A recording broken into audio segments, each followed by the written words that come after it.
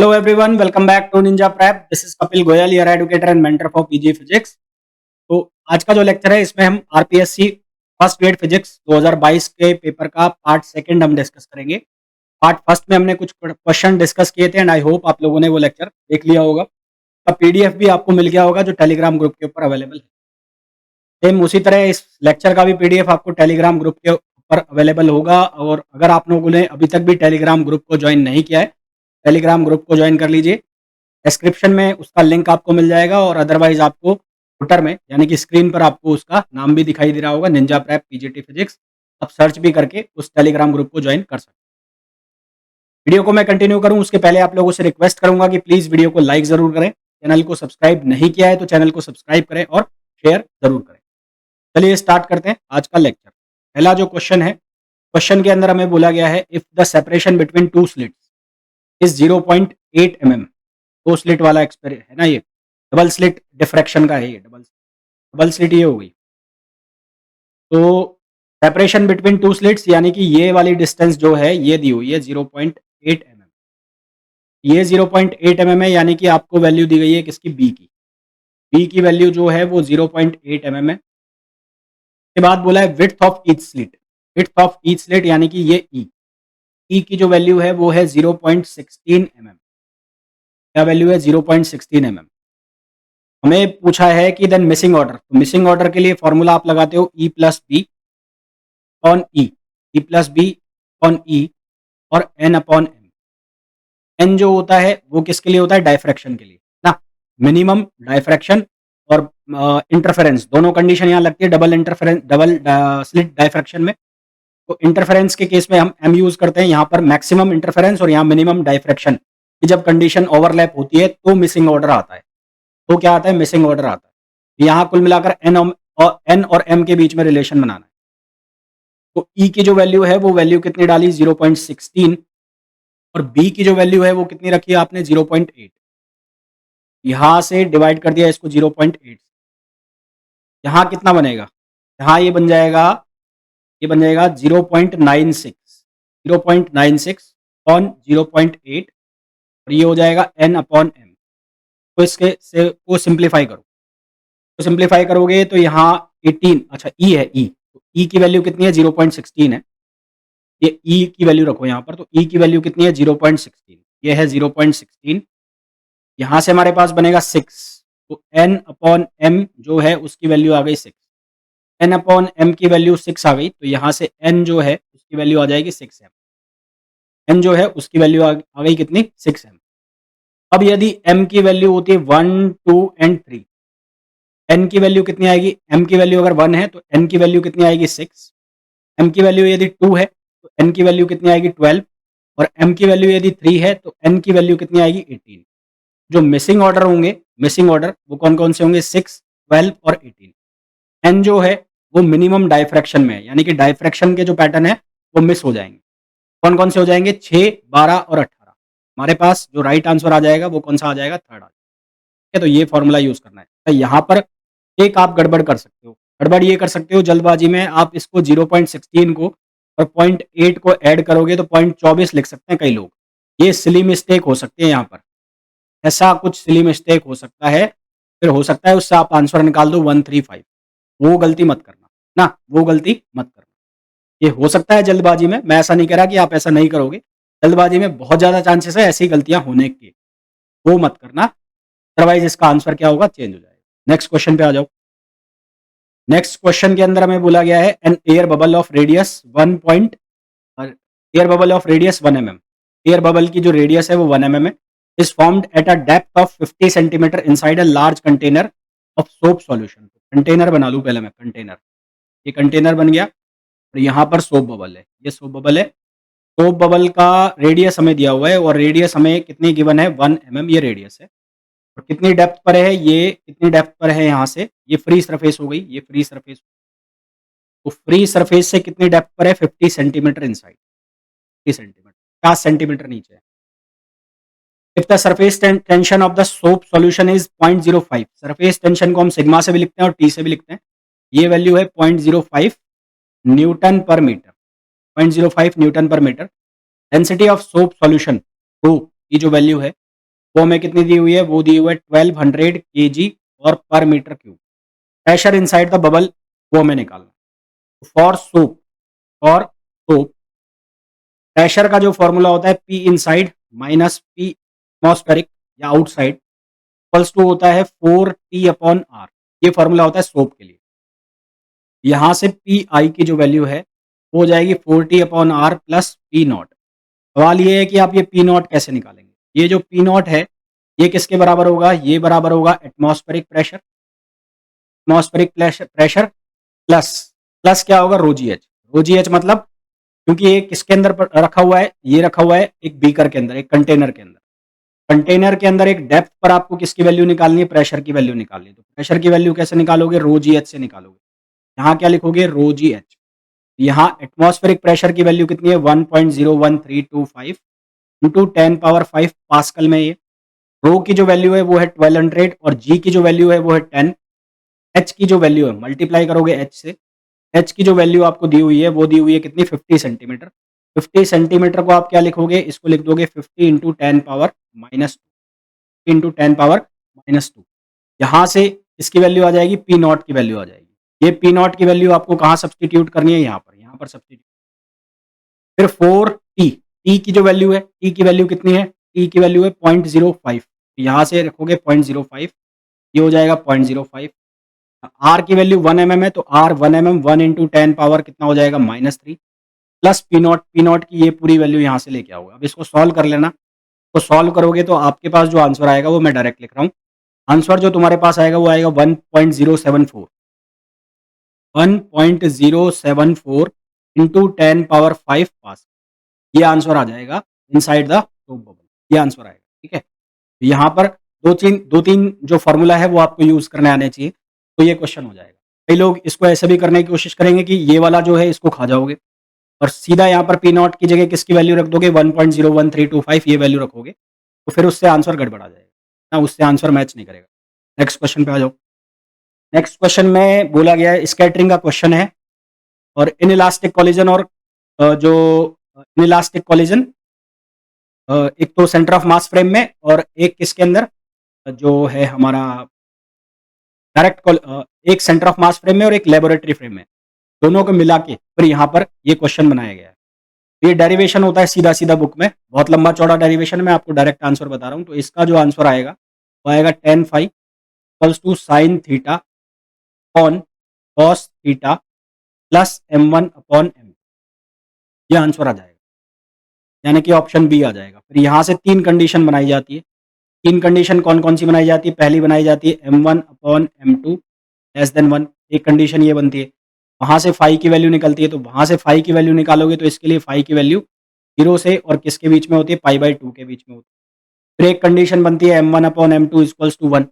m1/m2 equals to 1 पे फिर एक तो 0 से और इसकी वैल्यू किसके बीच में बनती है, पाई के बीच में बनती है। एक कंडीशन इसकी बनती है m1/m2 ग्रेटर देन 1। ये तीन कंडीशन बनती है ना। फिर उसके तीनों के अलग अलग रिजल्ट निकलते हैं कि पहली बन गई m1/m2, तो कोई भी हैवी बॉडी से जब कोई लाइट वेट की बॉडी टकराएगी तो उसका जो वेलोसिटी है वो चेंज नहीं होगा, यानी कि वो बाउंस बैक नहीं करेगी। इस तरह के यहाँ पर क्वेश्चन बनते हैं, पूछ लिए जाते हैं इसके ऊपर, इस फॉर्मूला के ऊपर। लाल फॉर्मूला पूछा है तो फॉर्मूला का आंसर क्या आ जाएगा, ये आ जाएगा। नेक्स्ट क्वेश्चन पे आ जाइए। Plane transmission grating having 5000 lines per centimetre, 5000 lines per centimetre. Transmission grating की बात करें तो उसका जो फॉर्मूला है वो हम लिखते हैं E+B sine theta equals to N lambda. ये फॉर्मूला लिखते हैं ट्रांसमिशन ग्रेटिंग का। तो यहाँ पर हमें नॉर्मल इंसिडेंस दिया है, नॉर्मल इंसिडेंस और नॉर्मल इंसिडेंस और नॉर्मल इंसिडेंस। नॉर्मल इंसिडेंस मतलब साइन थीटा मैक्सिमम वैल्यू देगा, ये बन जाएगा E+B equals to N lambda. Maximum value दे दी। E+B की वैल्यू आपको चाहिए, तो E+B की वैल्यू कितनी होगी, E+B equals to 1/5000, 1/5000 lines per centimetre. Lines per centimetre, तो इसको चेंज करना पड़ेगा, सेंटीमीटर है, सेंटीमीटर को किस में चेंज करने का पड़ेगा, मीटर में। ये हो जाएगा 10 पावर-2 ना। ये क्या बन जाएगा 10 पावर-2। ये वैल्यू बन गई E+B की। तो यहाँ पर n की कोई भी वैल्यू गिवन नहीं है, तो n की वैल्यू आप ले लो 1। आपके पास फॉर्मूला बन गया E+B इक्वल्स टू लैम्डा। यहाँ से कितना हो जाएगा 10 पावर-2 upon 5000 is equals to lambda. इसको जब हम सिंप्लीफाई करेंगे तो हमारे पास आंसर आएगा 2 × 10⁻⁴ सेंटीमीटर। आंसर जो हमारे पास आ जाएगा 2 × 10⁻⁴ centimetre, which is option A. Next question पे आइए। नेक्स्ट क्वेश्चन पे हम बात करें, नेक्स्ट क्वेश्चन जो हमें पूछा गया है, उसमें पूछा गया है the de Broglie wavelength of particle having kinetic energy E. De Broglie का formula P is equals to H upon lambda या लैम्बडा, और इसको आप कैसे लिख सकते हो, lambda is equals to H upon P. आपको बहुत अच्छे से पता है कि P और काइनेटिक एनर्जी में रिलेशन होता है, P is equals to √2 me। यहाँ से आप लिख सकते हो lambda is equals to H upon √2 me। 1 लिख दिया मैंने क्योंकि यहाँ पर दो कंडीशन है। दूसरी कंडीशन में बोला है कि यदि जो काइनेटिक एनर्जी है वो रिड्यूस होकर 75% हो जाए। 75% का मतलब 3/4। लैम्बडा की वैल्यू 3/4 हो जाए तो अब 3/4 लैम्बडा हो गई, और ये हो गया h अपॉन √2me2 हो गया। ये आ गया सेकंड। तो अब फर्स्ट को सेकंड से डिवाइड कर दो, first divide by second. First को सेकंड से आपने डिवाइड किया तो ये बन जाएगा 4/3, 4/3, और यहाँ से ये बन जाएगा, ये बन जाएगा E2 अपॉन E1। तो दोनों साइड स्क्वायर कर दो तो ये बन जाएगा 16/9 और E2 अपॉन E1। तो यहाँ से E2 की जो वैल्यू आएगी वो आएगी 16/9 और E1। ये वैल्यू किसकी आ गई, ये वैल्यू आ गई E2 की, यानी कि जो नई वैल्यू आई है उसकी वैल्यू आ गई। तो जो हमारे पास काइनेटिक एनर्जी है उसकी वैल्यू कितनी होगी, 16/9 और ये हमारे पास वैल्यू। आगे बढ़ने के पहले मैं आपको बताना चाहूँगा कि जो भी लोग प्रिपरेशन कर रहे हैं RPSC first grade physics lecturer exam, RPSC first grade physics lecturer exam की जो भी प्रिपरेशन कर रहे हैं उनके लिए बैच स्टार्ट हो रहा है, प्रारंभ बैच। कौन सा बैच स्टार्ट हो रहा है, प्रारंभ। ये जो बैच है ये स्टार्ट हो रहा है 13 सितंबर से। 3 सितंबर 2024 से ये बैच स्टार्ट हो रहा है। इस बैच के अंदर आपको जो सिलेबस है आरपीएससी का फिजिक्स का सिलेबस, जिसके अंदर आपकी 11th-12th की physics, 11th-12th physics, BSc physics और एमएससी फिजिक्स, ये सारा आपको कवर कराया जाएगा क्योंकि सिलेबस बहुत बड़ा है। और अगर आप आरपीएससी की प्रिपरेशन कर रहे हैं फर्स्ट ग्रेड की तो आपको अभी से प्रिपरेशन करनी पड़ेगी। यानी कि अगर हम मान के चलें कि अगले साल एग्जाम होता है तो उस एग्जाम के लिए आपको अभी से प्रिपरेशन करनी पड़ेगी।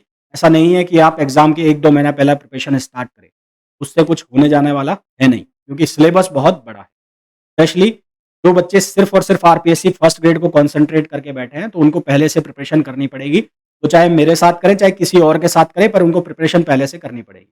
इस सिलेबस 11th-12th का होता तो मैं मान लेता कि आप 1-2 महीना पहले भी सोच सकते हैं। तो यहाँ पर बीएससी भी है और एमएससी भी है। पेपर का लेवल भी ऐसा आता है आरपीएससी का कि आप उसको हल्के में नहीं ले सकते। आप उसको हल्के में नहीं ले सकते। पेपर के जो क्वेश्चंस हैं वो अच्छे खासे हैं, तो फिर आपको पहले से प्रिपेयर करना है। ये तीनों सब्जेक्ट्स, ये तीनों जो सिलेबस कंटेंट है ये आपको कवर कराए जाएंगे। तो क्लासेस हैं वो आपको डेली रिकॉर्डेड के फॉर्म में मिलेगी। ऐसा नहीं है कि मैंने कोई प्री रिकॉर्ड कर रखी है पहले साल 2 साल पहले की, ऐसा कुछ नहीं है। डेली रिकॉर्डेड भी मैं इसलिए स्टार्ट कर रहा हूँ क्योंकि मेरे पास और भी बैच चल रहे हैं आईआईटी जैम के, नेट के ना, आईआईटी जैम नेट और उनके बैच चल रहे हैं, तो इसलिए बहुत सारी क्लास हो जाती है।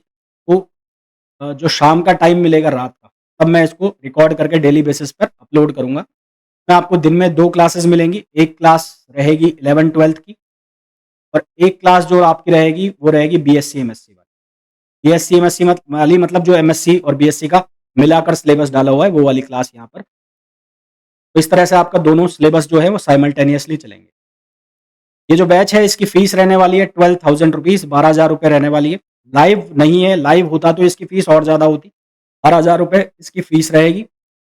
बैच की जो वैलिडिटी है वो रहेगी दिसंबर 25 तक, क्योंकि एग्जाम डेट हमें मालूम नहीं है, तो इसलिए इसकी जो डेट है वो दिसंबर 2025 तक रहेगी। और आई आई एम श्योर कि दिसंबर 2025 तक ये एग्जाम हो जाएगा। लैंग्वेज जो रहेगी वो इंग्लिश रहेगी, यानी कि हिंदी मैं बोल रहा हूँ, लिखवा इंग्लिश में रहा हूँ तो वो रहेगा। बाकी जो बच्चों की रिक्वायरमेंट आएगी तो उसके अकॉर्डिंग फिर हिंदी में भी स्टार्ट किया जाएगा। डाउट सपोर्ट इसमें रहेगा।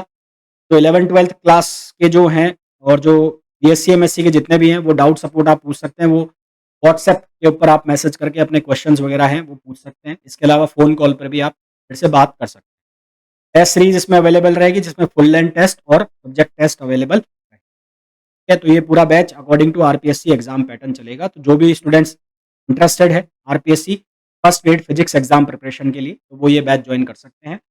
12,000 के 2 इंस्टॉलमेंट में भी आप पे कर सकते हैं। 2 इंस्टॉलमेंट, पहली इंस्टॉलमेंट जो बनेगी वो 6,000 रुपए की बनेगी।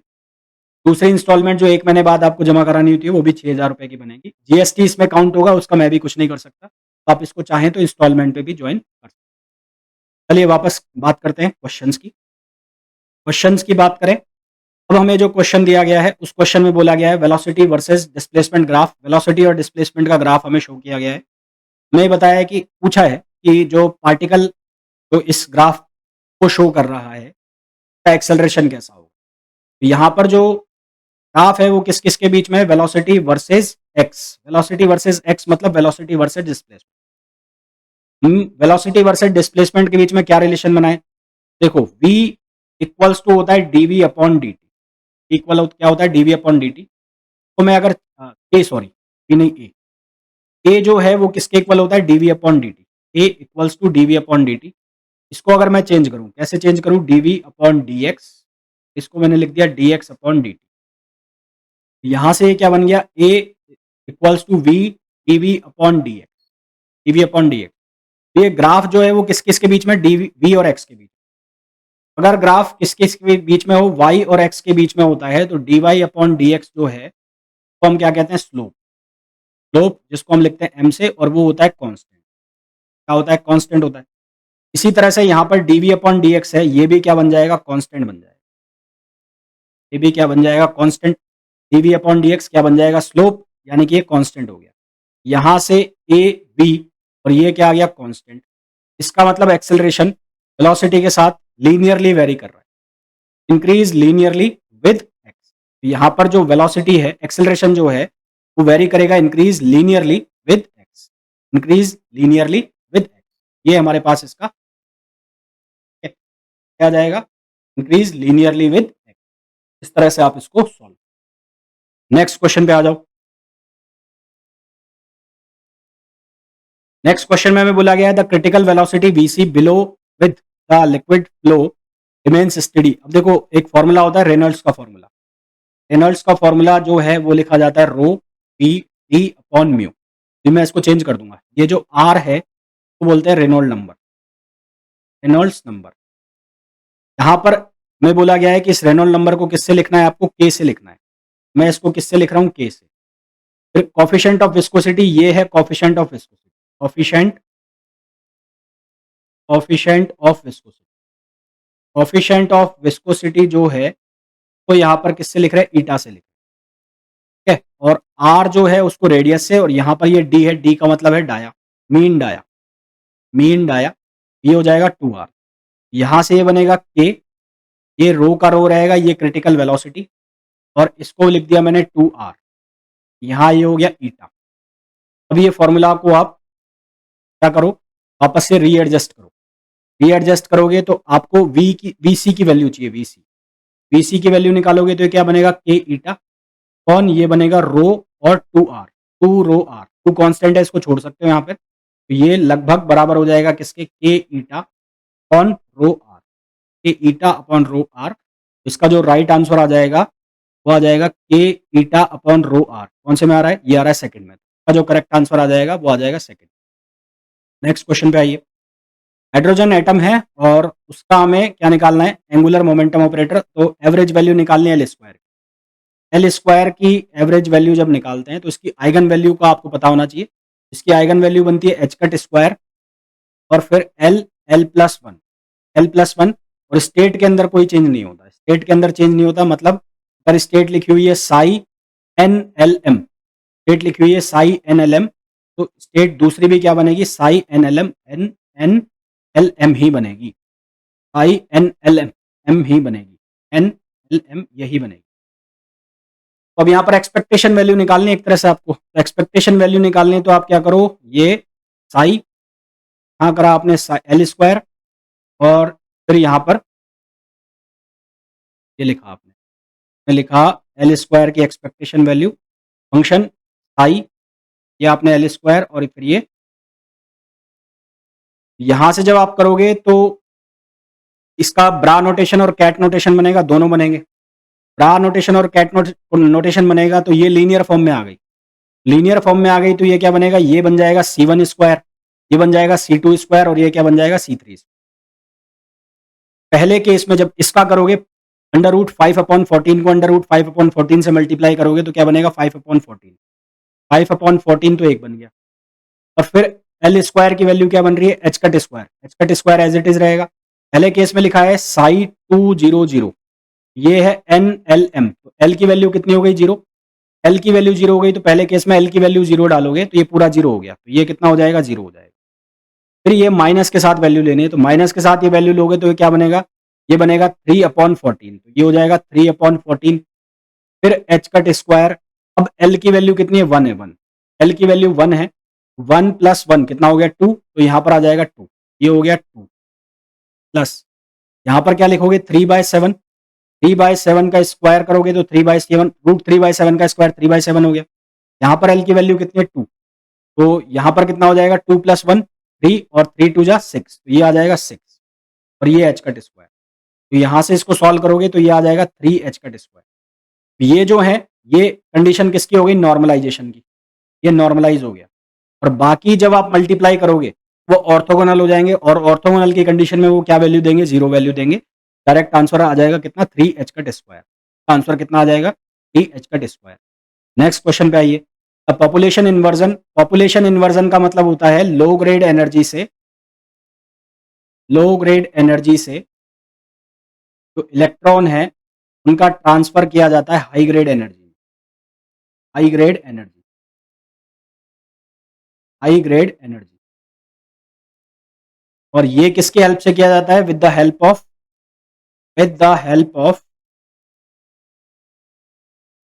Pumping, with the help of pumping excitation, excitation, excitation किसका किया जाता है, इलेक्ट्रॉन का। अब यहां पर ये दोनों ऑप्शन सेम लिखे हुए हैं, उसको सही कर लेना। ये केमिकल रिएक्शन नहीं, इसको इलेक्ट्रॉन एक्साइटेशन कर लो। ये नहीं आएगा, ये नहीं आएगा, ये नहीं आएगा, इसको आप इलेक्ट्रॉन एक्साइटेशन लिख लो।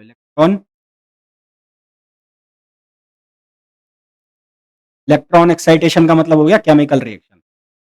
इलेक्ट्रॉन एक्साइटेशन जो है वो इनडायरेक्टली क्या बोल दिया, केमिकल रिएक्शन। तो आंसर क्या आ जाएगा, सेकंड आ जाएगा। इस क्वेश्चन पे आइए। इस क्वेश्चन में पूछा है nuclear forces are, nuclear force कौन से फोर्स होते हैं, तो सबसे पहला तो शॉर्ट रेंज होते हैं, शॉर्ट रेंज तो होते ही हैं।